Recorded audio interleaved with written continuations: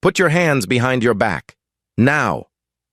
The command came fast, sharp, and confident, spoken by a man who believed he had already sized up the situation. Judge Nathaniel Elijah Carver turned with a calmness that surprised even him, still holding lilies in one hand and his wife's medication in the other. Officer Travis Whitlock didn't wait for any explanation. He moved straight toward him with a tone that made it clear he had already decided who Carver was. You match a description. Don't argue with me. The lilies slipped from Carver's fingers. He didn't resist, didn't raise his voice, didn't do anything that could be twisted into a justification. He simply said, with a steady, exhausted clarity, "My wife is dying." Those were her flowers. Whitlock repeated the same line again, as if it were the only justification he could find. You match a description. The handcuffs closed around Carver's wrists with a force that would have angered most people, but his expression barely changed. Instead, he looked straight at Whitlock, not with fear, not with anger, but with the understanding of a man who had spent his life watching choices ruin lives.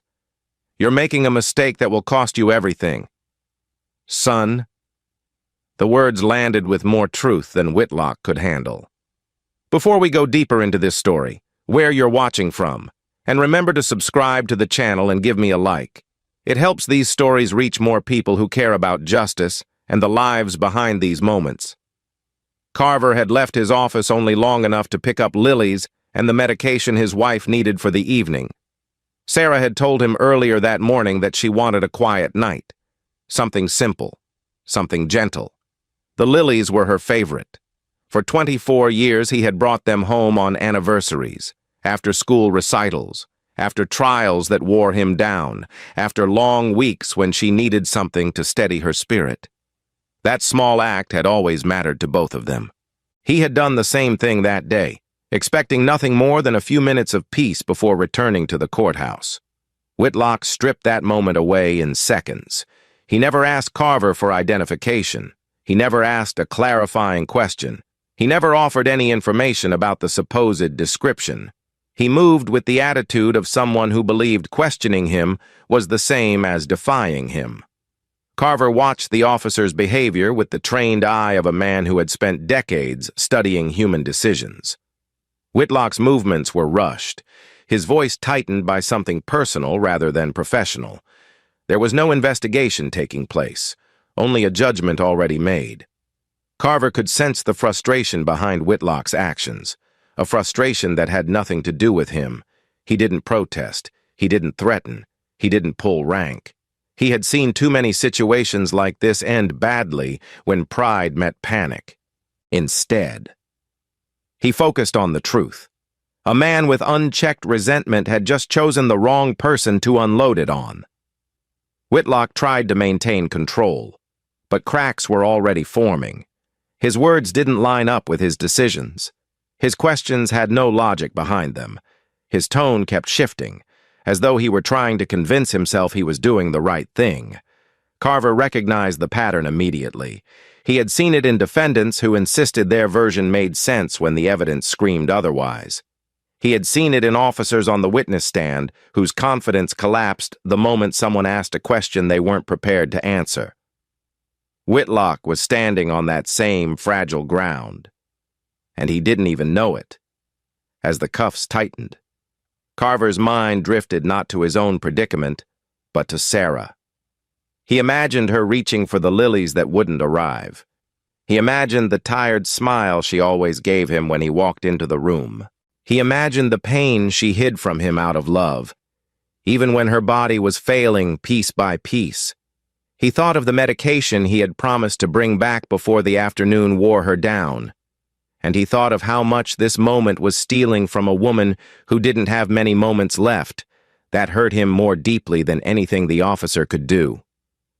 Whitlock radioed in a statement so quick and careless that it revealed how little he understood about the man he had cuffed. Carver didn't interrupt. He let the officer speak, knowing every word would matter later. Whitlock's voice betrayed a trace of uncertainty he couldn't hide. It was subtle, But Carver heard it. A slight shift, a shallow breath, a hesitation in the middle of a sentence. Signs that the officer already sensed something was wrong but couldn't admit it.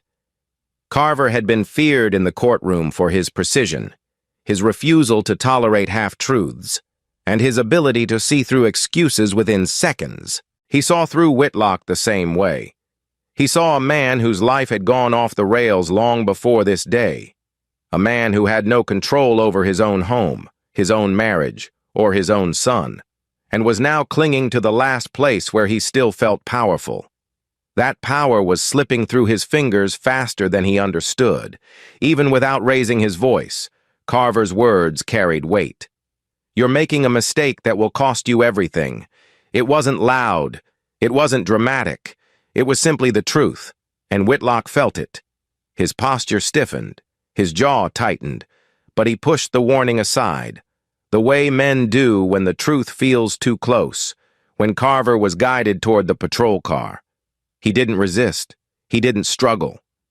He sat quietly, hands cuffed behind him, his thoughts returning to Sarah, the lilies she would never receive, and the long shadow this moment would cast over everything that followed. Whitlock shut the door without looking him in the eye, still unaware of who he had just handcuffed. But Carver knew exactly what just happened. One impulsive decision, one baseless accusation, one officer who had no idea that the man he placed in cuffs had the authority to reshape the future of an entire department. And as the door closed, Carver understood one more thing. This was not going to end here. It was only beginning. Sergeant Alicia Ramirez stepped out of her vehicle with the practiced focus of someone who had dealt with more crises than she cared to count. But nothing in her years of supervision prepared her for the sight that greeted her the moment she rounded the patrol car. She froze mid-step, as if her mind refused to process what her eyes already understood. Judge Nathaniel Elijah Carver was sitting in the back of a police cruiser with his hands cuffed behind him, posture straight, eyes calm, and the quiet authority of a man who had spent half his life commanding courtrooms. Ramirez's breath caught in her throat, her voice thinning to almost nothing as she said, "Judge Carver." "Sir." "What happened?" Whitlock stepped forward as though her presence threatened the version of events he had already committed to. He spoke too quickly, rattling off the same line he had used earlier, matched a description. Possible suspect. I took control of the situation. Ramirez didn't need more than 5 seconds to realize the truth. There had been no emergency, no active threat, no crime in progress. She knew Whitlock well enough to recognize when he was improvising. His voice wavered at the edges, not with fear of Carver, but with fear of what he had done. Ramirez didn't answer him. Her eyes stayed fixed on the man in cuffs, a man she had seen preside over trials with precision, compassion, and a presence that made even seasoned attorneys stand straighter. She swallowed hard, the kind of swallow that carried disbelief and the beginnings of dread. "Judge, are you hurt?" Carver shook his head once, slow and deliberate. "No, Sergeant, I'm not hurt." His voice was quiet, but not weak. He continued, only disappointed and very tired. Whitlock flinched at the tone, not the words, the tone. Ramirez opened the cruiser door with hands that trembled just enough for Carver to notice. It wasn't fear of him. It was fear for him. Fear of what this moment meant. Fear of how far the consequences could reach. She couldn't bring herself to meet his eyes when she uncuffed him. She whispered, almost apologizing to the cuffs themselves, "This should never have happened." Whitlock tried to interject, but Ramirez cut him off with a command he hadn't heard from her before. Sharp, cold, final. "Stop talking." The officer's mouth snapped shut. Authority shifted instantly, and he felt it. A clean break from confidence to panic. Carver rose slowly from the seat, shoulders squared, looking not at Whitlock, not at Ramirez, but at the lilies that had fallen earlier and were now nothing more than a memory of a promise. When he spoke, his voice carried a weight that made both officers still. Today was supposed to be a good day. It wasn't anger. It wasn't sarcasm. It was sorrow. Not the kind that lashes out, but the kind that sinks deep and lingers. Ramirez knew, with absolute certainty, that the department had just stepped into a disaster. She could feel the implications unfolding before anyone made a single phone call. Judges didn't get detained. Superior court judges didn't get handcuffed. And certainly not this judge, the one who had built a reputation on fairness, discipline, and integrity. She asked Carver if he wanted medical attention, a courtesy she knew he didn't need but offered out of respect. He declined. He simply requested his belongings, his tone steady. Ramirez returned the medication bag to him, her eyes dropping as she placed it in his hand. When Carver whispered, "Thank you, Sergeant." She felt the guilt hit her like a personal failing, even though she hadn't laid a hand on him. Whitlock stood to the side, hands on his belt, trying to maintain an expression that suggested authority. But everything about him, his breathing, his posture, the tension in his jaw, betrayed the truth. His confidence was falling apart. He finally muttered, "I followed procedure." Ramirez didn't turn toward him when she replied, "Procedure doesn't include lying about a call that never existed." Carver didn't speak. He didn't need to. The silence that followed was louder than anything he could have said. Whitlock's eyes darted between Ramirez and the judge, searching for a way out, but there wasn't one. Carver adjusted his sleeves with slow, controlled movements, the kind a man makes when reclaiming his dignity piece by piece. He didn't ask for badge numbers. He didn't threaten litigation. He didn't raise his voice.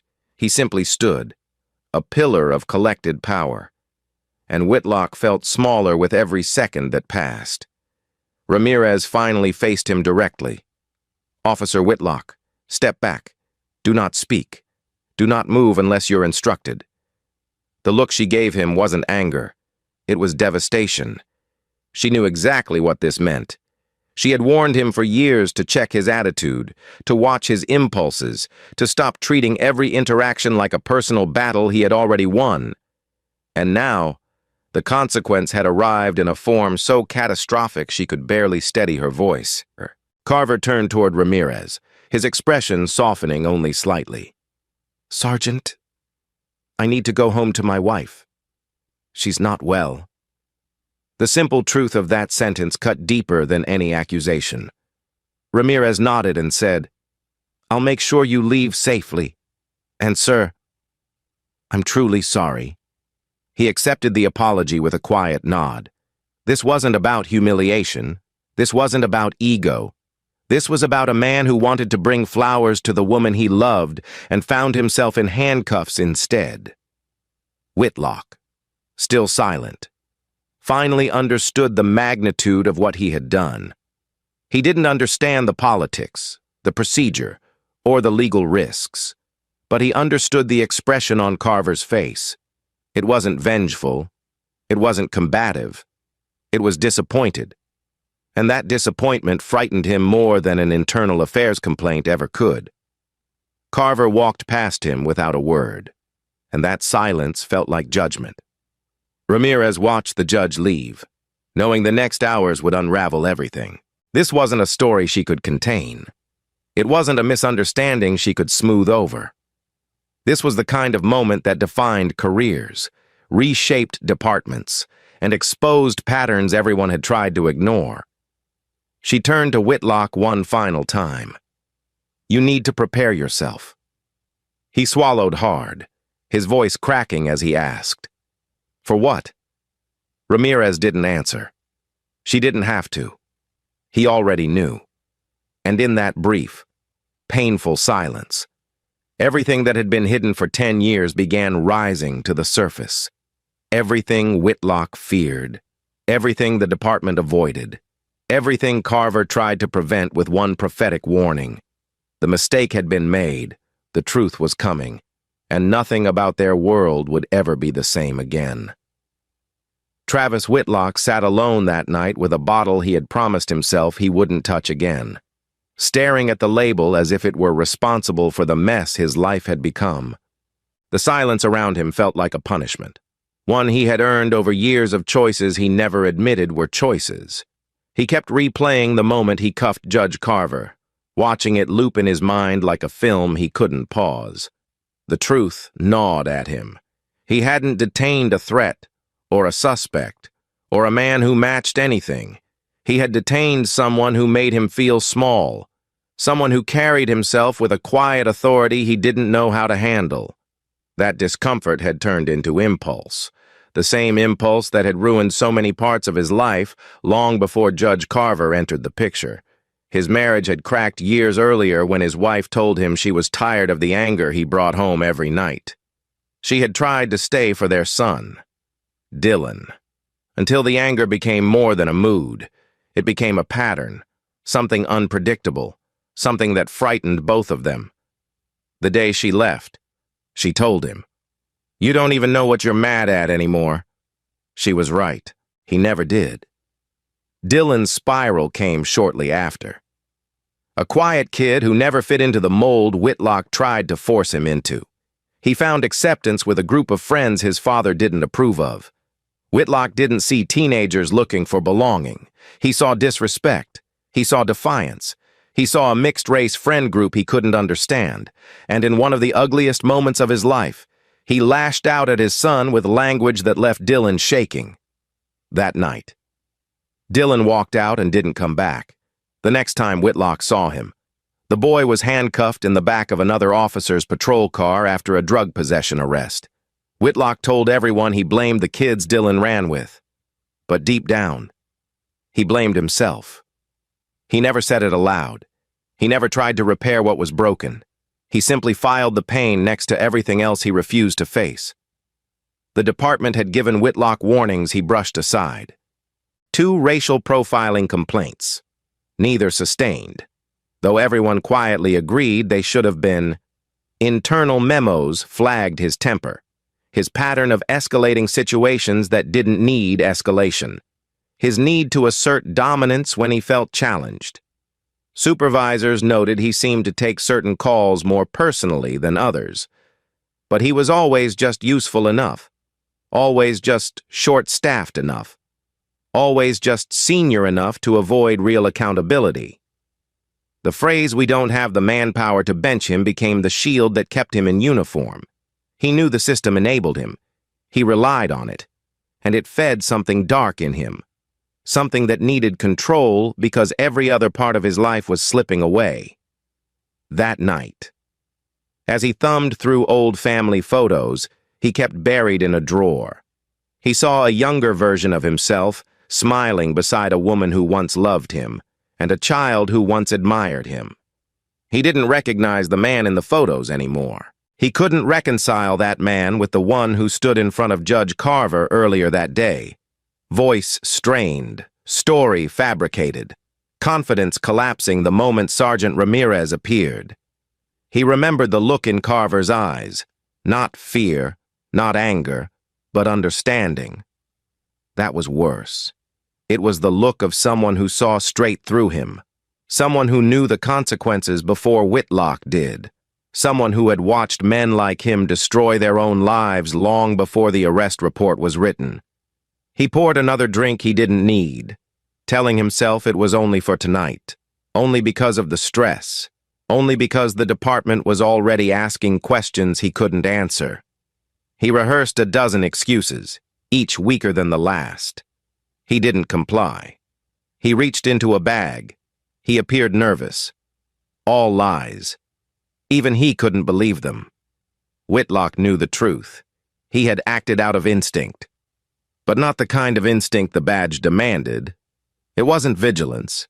It wasn't training. It was resentment.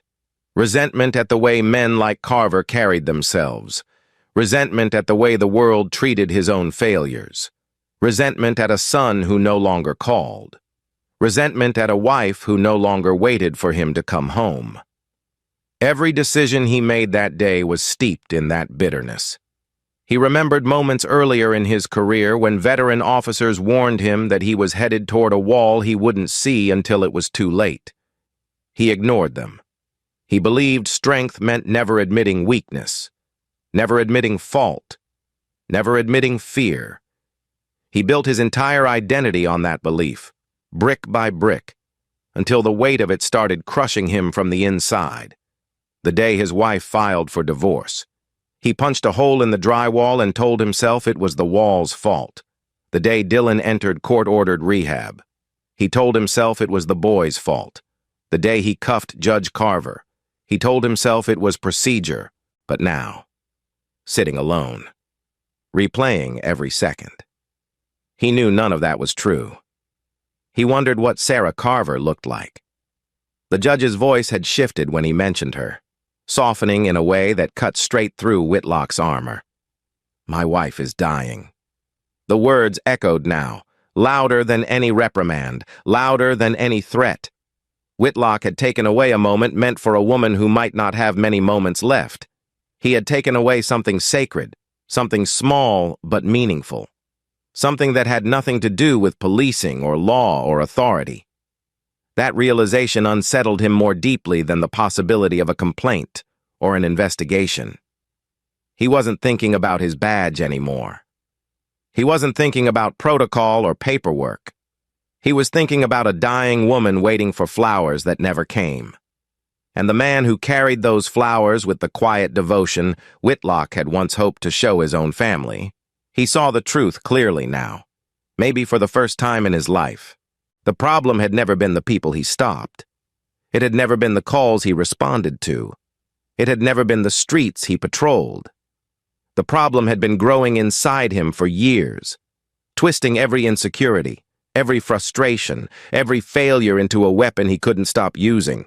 He leaned back, rubbing his face with both hands, feeling the sting of tears he refused to let fall. The truth was simple and brutal. This wasn't about a description. This wasn't about suspicion. This wasn't about safety. It was about him, his bitterness, his grief, his resentment, and the part of him that needed to feel powerful because he felt powerless everywhere else. And now the weight of that truth pressed in on him, slow and suffocating, as he finally whispered into the empty room. "What have I done?" He already knew the answer, and the worst part was knowing there was no way to undo it. The footage hit the internet long before anyone in the department realized how quickly everything was about to unravel. 3 different recordings appeared within minutes of each other. One from a teenager who had recognized Judge Carver the moment the cuffs snapped shut. One from a grocery clerk who had seen the entire exchange begin to end, and one from a bystander who didn't know who Carver was, but knew something was wrong the moment he heard the officer's tone. The videos didn't need dramatic angles. They didn't need commentary. They didn't need emotional editing. The raw sound told the whole story, the hard click of handcuffs, the strained voice of an officer inventing a justification, and the calm, heartbreaking sentence spoken by the man being detained. "My wife is dying." Those were her flowers, within an hour. The clip spread across group chats, church circles, college networks, and legal communities, moving from confusion to outrage with startling speed.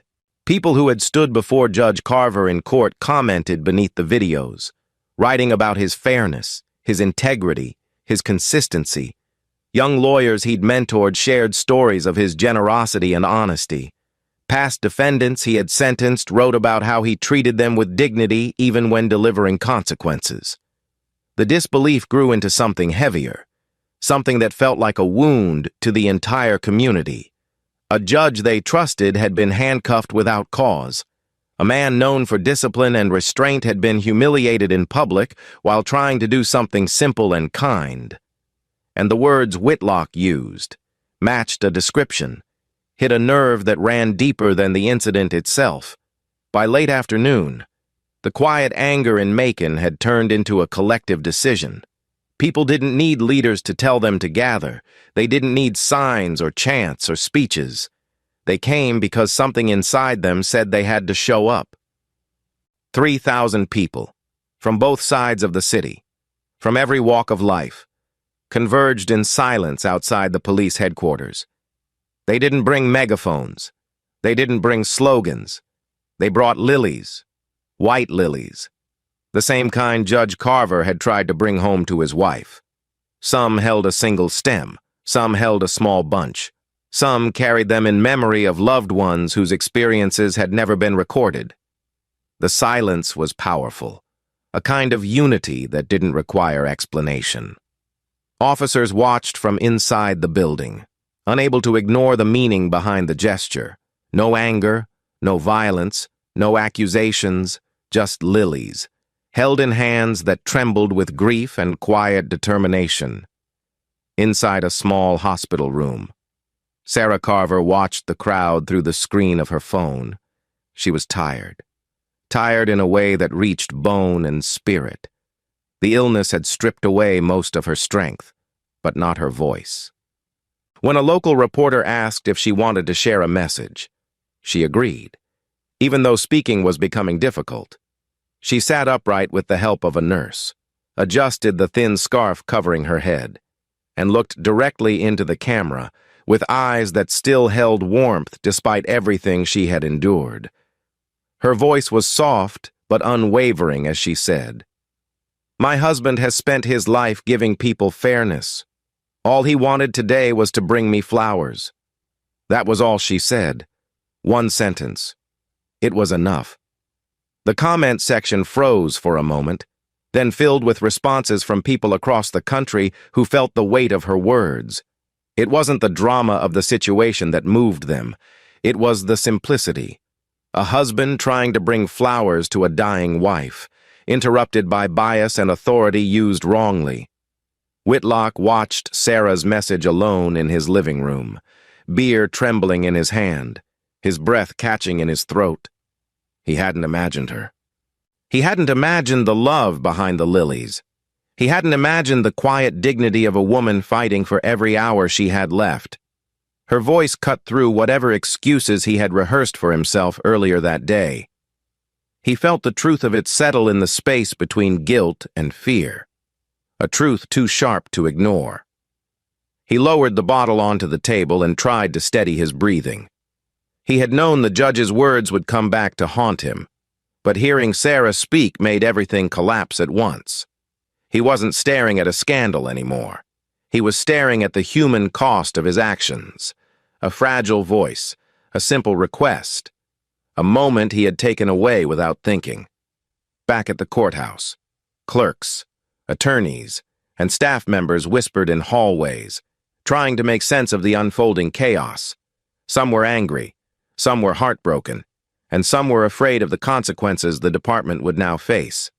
Judges held emergency meetings behind closed doors, not to seek revenge, but to address the system that had allowed the incident to happen. The chief judge issued a statement calling for calm and urging people to trust the legal process. He didn't mention Carver by name, but everyone knew who he meant. Attorneys flooded the inboxes of city council members demanding accountability. Junior prosecutors cried quietly in their offices, struggling to reconcile the system they believed in with the reality they had just witnessed. Senior attorneys who had argued before Carver for years shook their heads in disbelief, muttering that if a man like him wasn't safe from bias, no one was. Social media platforms began tagging the videos as breaking, pushing them onto national feeds. Civil rights organizations shared the clips with strong statements about systemic failure. Politicians drafted careful responses, trying not to inflame tensions while acknowledging the seriousness of the situation. By midnight, the governor's office had already requested preliminary reports. The mayor issued a late-night press conference acknowledging the gravity of what occurred and promising transparency. But nothing eased the public's anger more effectively than Sarah's sentence. People kept replaying it, listening to the softness of her voice, hearing the heartbreak beneath it. Her message wasn't political, it wasn't accusatory, it was human. and it made everyone who heard it stop and think about the consequences that reach far beyond a single officer's actions. Inside his small living room, Whitlock refreshed the videos again and again, replaying the same 10 seconds, watching his own face in the corner of the screen. Cold, defensive, unyielding. While the judge he had cuffed stood calm and dignified, he saw strangers calling him every name imaginable, demanding his arrest, demanding his badge. But the public's fury wasn't what broke him. It was the sound of his own voice lying about a 911 call. It was the casual way he dismissed a dying woman's flowers. It was the moment he realized he had become the person he once swore he'd never be. He whispered to nobody, "I didn't know." But even he didn't believe the words. Meanwhile, Carver sat at home beside Sarah's bed, holding her hand, speaking softly to her about nothing in particular, small things, familiar things, the kind that make time feel slower and gentler. He didn't want her worrying about the incident. He didn't want her burdened with the anger others carried on their behalf. He told her he was fine, even though there was a weight on his chest he couldn't describe. He didn't tell her about the crowd outside headquarters. He didn't tell her about the statements he'd received from colleagues. He simply sat with her, grateful for the stillness they could share, even in pain. By morning, the story had become the largest controversy Macon had seen in decades. The calm facade of the department cracked under pressure from every direction. Internal Affairs opened an investigation with unprecedented speed.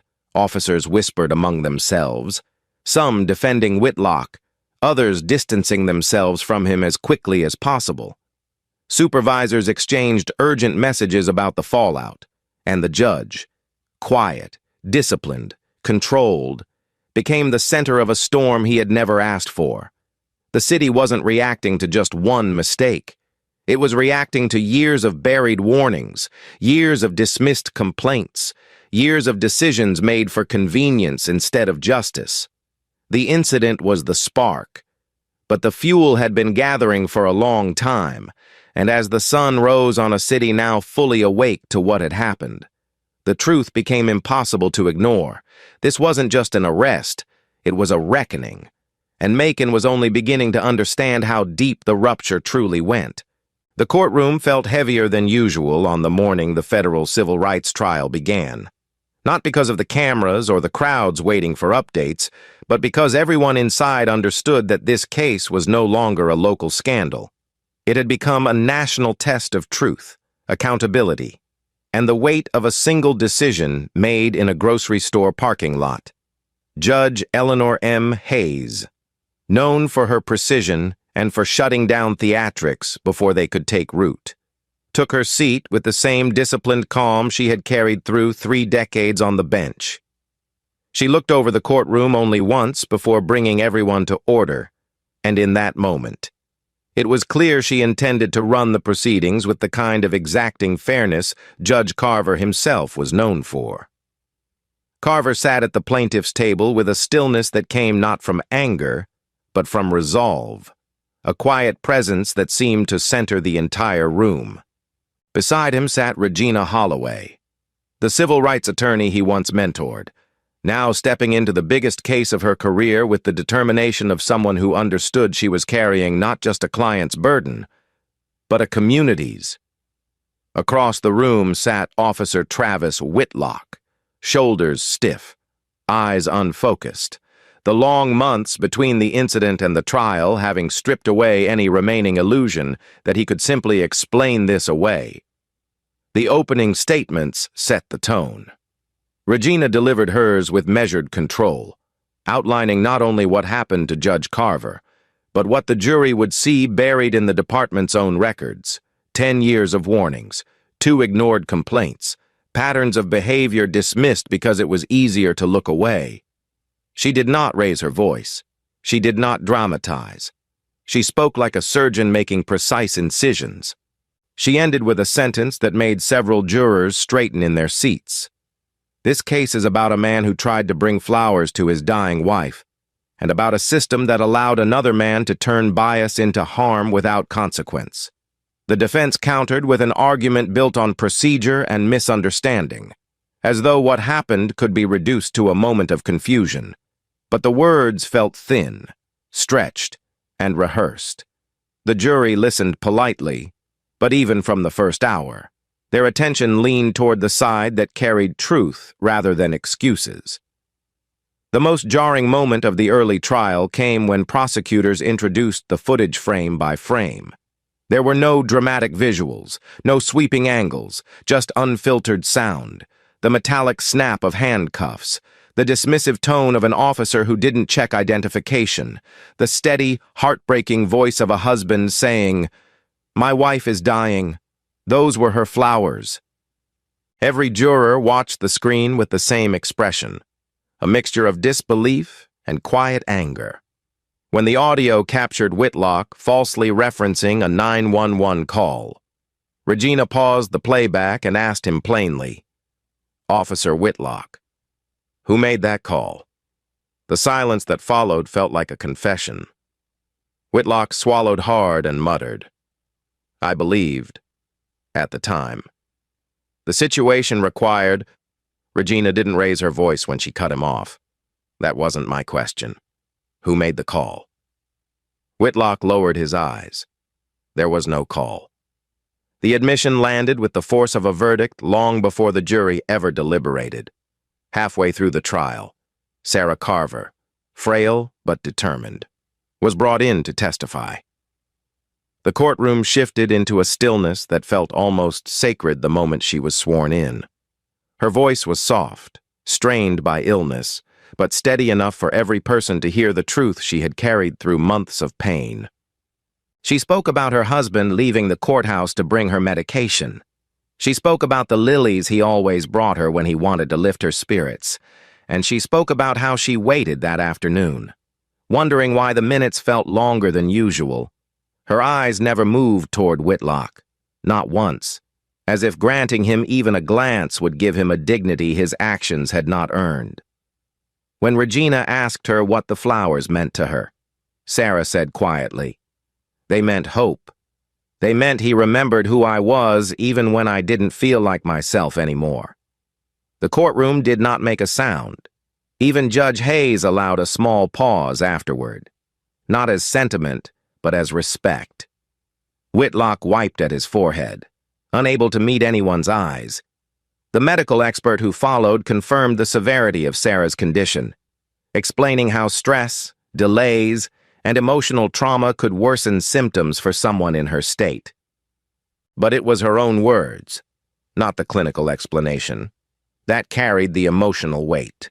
When she stepped down from the stand, Judge Carver reached out to steady her, and the simple act of a husband supporting his wife said more than any briefing could. The prosecution's case built itself one witness at a time, officers who admitted they had concerns about Whitlock, administrators who acknowledged understaffing being used as a reason to overlook early warnings, and internal affairs personnel who confirmed that complaints against him were not investigated thoroughly. Regina's final cross-examination sealed the shape of the truth. "Officer Whitlock," she asked, "when Judge Carver told you his wife was dying, why did you continue to treat him as a threat?" Whitlock opened his mouth, but no words came out. Regina waited. The silence expanded. He finally whispered, "I don't know." She nodded once and said, "The jury does." The defense struggled to present a coherent narrative. They called experts who spoke about policing difficulties, stress, split-second decisions, but none of it matched what the jury saw in the footage or heard in the testimony. Nothing justified the tone, the lie, the handcuffs, or the indifference. When the time came for closing arguments, Regina approached the jury with a calmness that matched the gravity of the moment. She didn't lecture. She didn't try to inflame emotions. She simply asked them to remember the sound of lilies falling from a man's hand, the sound of a lie spoken with confidence, and the sound of a dying woman describing what those lilies meant to her. "This case," she said, is not about anger. It is about dignity. It is about accountability. And it is about ensuring that power never outweighs humanity. She ended with the quiet strength of someone who believed in justice not as an idea, but as a responsibility. The jury deliberated for hours, not days. 8 white jurors and 4 black jurors returned with a decision that spoke with rare clarity, full liability, full responsibility, and a total verdict of $5.75 million, of which $5 million was punitive damages alone. The courtroom remained silent as Judge Hayes read the decision. When she finished, she looked at Whitlock with a gaze that held both firmness and sorrow. "This verdict," she said, "is for every time the department looked away." Her voice did not tremble. She did not raise her tone. She simply articulated the truth the community had felt for years. Carver did not react with satisfaction. He didn't smile. He didn't close his eyes in relief. He simply sat still, hands folded, absorbing the outcome with the gravity of a man who knew that justice, even when delivered cleanly, does not erase harm. It only acknowledges it. Sarah leaned gently against him, her strength fading, but her pride in him unmistakable. Regina exhaled quietly beside them, knowing she had honored the man who once guided her through law school and given her an opportunity to serve him in return. Whitlock, meanwhile, stared at the table in front of him, the reality of what the verdict meant settling into his chest with a weight he could not push away. This wasn't simply a loss. It was a mirror that reflected every warning he ignored, every resentment he allowed to fester, every moment he chose authority over judgment, and every ripple of suffering that followed. The trial was over, but the consequences, legal, personal, and moral, were only beginning. The morning after the verdict, Travis Whitlock sat at his kitchen table staring at the termination notice he had known was coming, but still wasn't prepared for. A simple document that ended 10 years of a career he once believed defined him. The letter was brief, professional, and final. It made no mention of his years of service, no acknowledgement of sacrifices, no softening remarks about difficult duties. It simply stated that his employment with the department was terminated effective immediately. He read it 3 times, each reading cutting through another layer of denial. He had imagined he would be angry. He had imagined he would fight back. He had imagined he would stand in front of a judge and argue that he had been treated unfairly. But none of that came. Instead, he felt a hollow heaviness in his chest, something like grief but sharper. The house around him felt unfamiliar, as though the life he had once lived there belonged to another man entirely. He reached for his phone dozens of times, thinking he should call someone, his brother, an old friend from the academy, a union representative. But every name he considered carried a memory of a connection he had eroded long before this moment. No one felt safe to call, no one felt honest to call. And the truth was simpler than he wanted to admit. No one would answer. His wrongful termination lawsuit collapsed almost as quickly as it began, dismissed without ceremony. The judge ruled that the department had every right to remove an officer whose conduct violated policy, training, and basic judgment. Whitlock listened to the order in a small room with fluorescent lights that made the moment feel even more clinical. The decision was delivered without emotion, without pity, and without any recognition of the turmoil that had swallowed his life. When he walked out into the hallway, he felt the quiet judgment of people who recognized his face from the viral videos. He kept his eyes down and moved quickly, but he couldn't shake the sense that he was walking through the debris of everything he once believed protected him. Job applications turned into rejections almost instantly. He tried private security companies first, believing his experience would make him an asset instead. His name triggered uncomfortable glances, whispered conversations, and emails explaining the position had been filled. One manager pulled him aside and said quietly, "I can't bring you on." "You know why?" Whitlock nodded, saying nothing, and left before the man could finish the apology he wasn't owed. He tried night shift warehouse security, thinking anonymity might work in his favor. But one employee recognized him within hours and pulled up the viral clip on his phone. The murmurs spread. By the end of the shift, the supervisor handed him a check for 8 hours and told him not to return. Even places that didn't look at resumes, bars, delivery services, odd jobs, seemed to carry the same unspoken message. People knew, people remembered. The lowest point came one night on the Tallahatchie Bridge, when he stood alone gripping the rail with both hands, the cold metal pressing against his skin. He hadn't gone there with a plan, but the moment he stepped onto the bridge, something inside him collapsed. He thought about the life he had destroyed, the life he had wasted, and the life he had hurt. He thought about Carver's quiet warning, "You're making a mistake that will cost you everything," and realized the man had seen the ending before Whitlock even understood the beginning. He pulled out his phone and dialed his son's number. It rang once, twice, 3 times. Finally, Dylan answered, voice tired, guarded, hesitant. Whitlock tried to speak, but the words tangled in his throat. He forced out, "Son, I just wanted to say I'm sorry. I didn't protect you. I didn't protect anything." There was a long silence before Dylan replied softly, "You kept everybody safe except us." It wasn't said in anger. It wasn't said to wound. It was said as truth. And that truth broke something that had been holding Whitlock together. He didn't try to defend himself. He didn't argue. He just whispered, "I know." And the call ended without a goodbye. He moved into a motel shortly after, a place that cost $59 a night if he paid in cash. The room was small, colorless, and silent, but it felt like the only place where he couldn't do more harm. He drifted between days with no plan. Nights stretched long. Sleep came only in fragments. He stopped checking the news.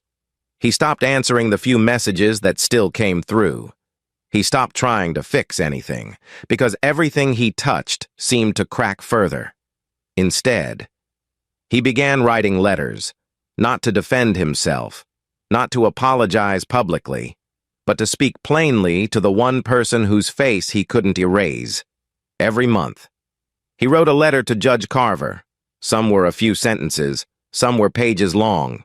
He wrote about choices he regretted, about the things he should have walked away from, about the anger he never understood in himself, about his mother's warnings he ignored, about his son, about the life he believed he could reclaim, but now accepted was gone.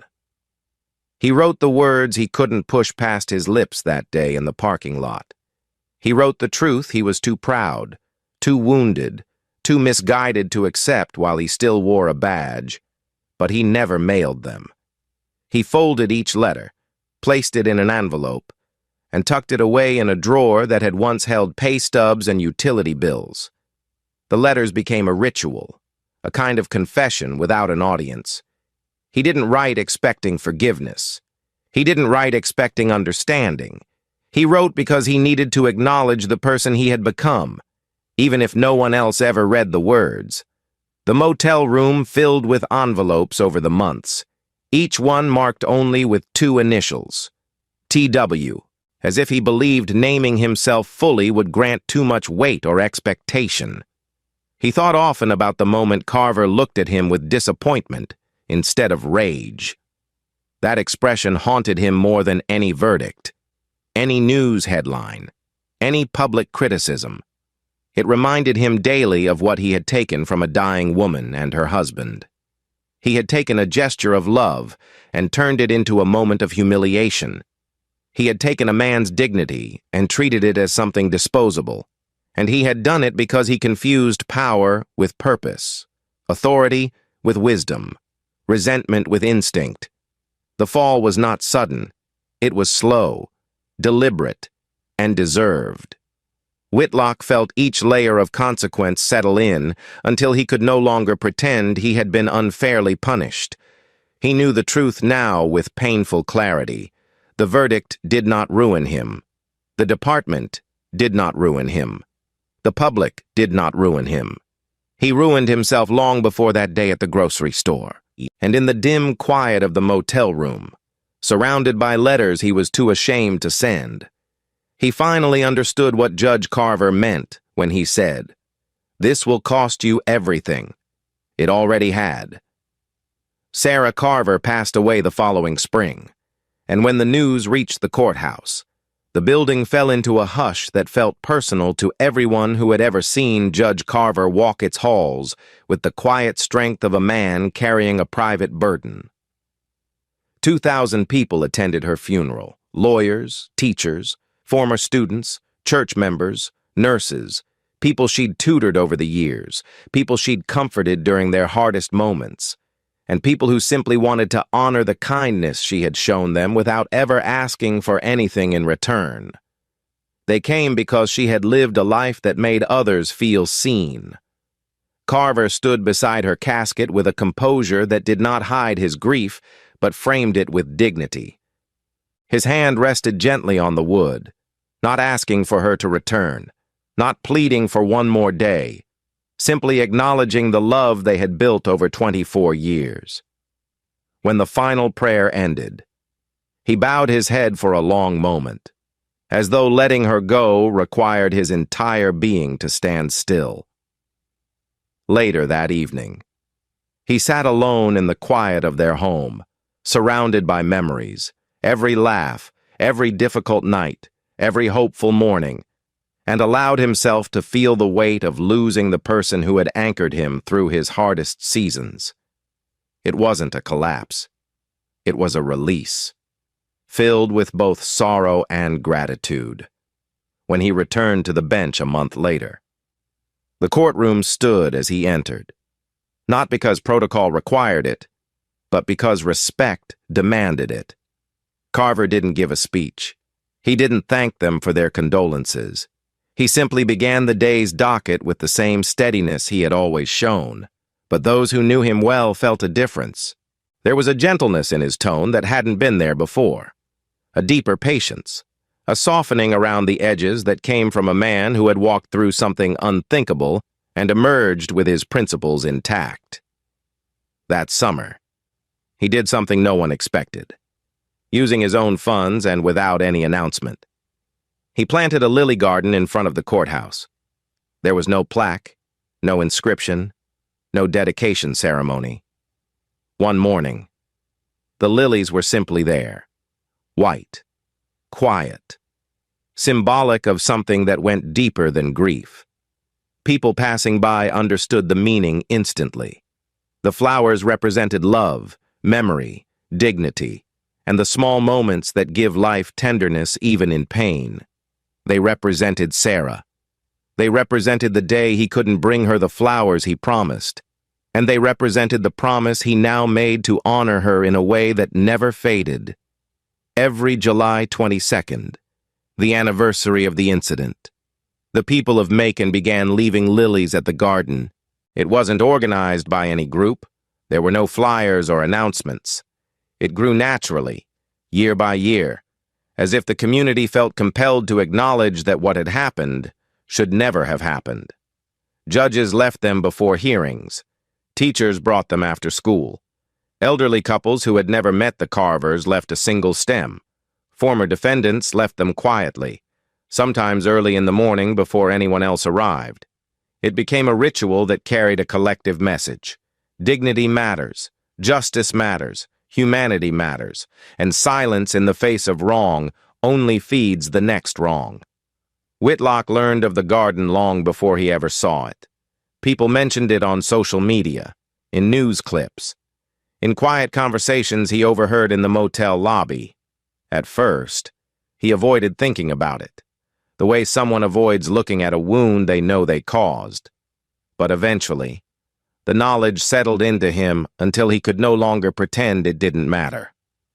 Months passed. His life remained suspended between regret and survival. He attended counseling sessions as part of his probation agreement. He stopped drinking, not out of discipline, but because it dulled the truth he needed to face. And every time he tried to write to Judge Carver, his letters grew shorter, quieter, and more direct. Not excuses, not explanations, just honesty. He never mailed them, but he wrote them anyway, believing that telling the truth, even silently, was a form of accountability. A year after the verdict, Whitlock made a decision he didn't tell anyone about. He bought a single bouquet of white lilies from a store where no one recognized him. He walked to the courthouse at dawn, long before anyone arrived, and stood before the garden he had only seen online. He didn't step inside it. He didn't linger. He simply placed the bouquet at the edge, straightened it, and whispered, "I'm sorry," as though the flowers themselves were the only medium he deserved to speak through. It wasn't forgiveness he sought. He knew forgiveness was not owed to him. He knew he might never receive it. The gesture wasn't for absolution. It was an acknowledgement of harm, of truth, of the irreversible weight of choices.